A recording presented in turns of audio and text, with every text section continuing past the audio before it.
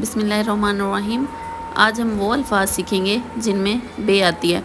जब मैं राइटिंग आपको सिखा रही होती हूँ तो आप ख़ास तौर पर लाइन का ख्याल करें कि लाइन से ये लफ्ज़ कितना ऊंचा शुरू करना है, कहाँ सेंटर से स्टार्ट करना है या लाइन के करीब लिखना है। इसमें छोटी शक्ल वाली बे और ये वाली बे और पूरी शक्ल वाली बे आपने देखनी है कि कहाँ से शुरू होती है।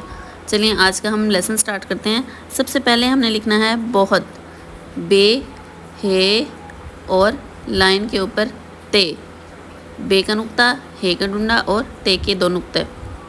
नेक्स्ट हमने लिखना है बेहतर। इसको थोड़ा सा ऊंचा स्टार्ट करेंगे, बे बनाएंगे, हे बनाएंगे, हे का डंडा लगाया, बे का नुक्ता लगाया और तेरे तर, बेहतर। ओके, नेक्स्ट हमारे पास वर्ड है बाहर। इसको लाइन के करीब स्टार्ट करेंगे और स्ट्रेट लाइन आगे हमने रे थोड़ी सी लाइन के नीचे ले जानी है।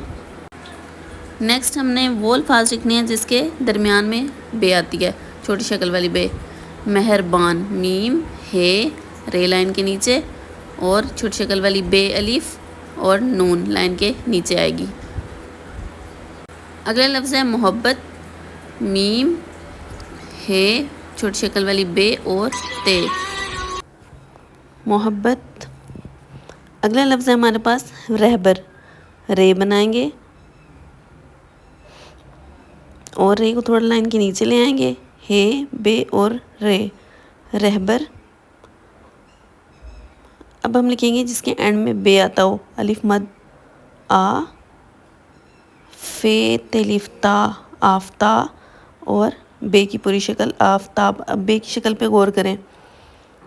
किताब को थोड़ा सा ऊंचा बनाना है, फिर इसको नीचे लाइन को टच करना है, काफ की कशिश इसको टच हो, ते के अंदर दो नुक्ते और बे थोड़ी बड़ी करके। ओके, फिर मेहराब, मीम छोटा सा बनाना है और हे रे को लाइन से थोड़ा नीचे, अलिफ और बे बिल्कुल स्ट्रेट, मेहराब। ठीक है, इन अल्फाज की आप प्रैक्टिस करें। Okay, good luck.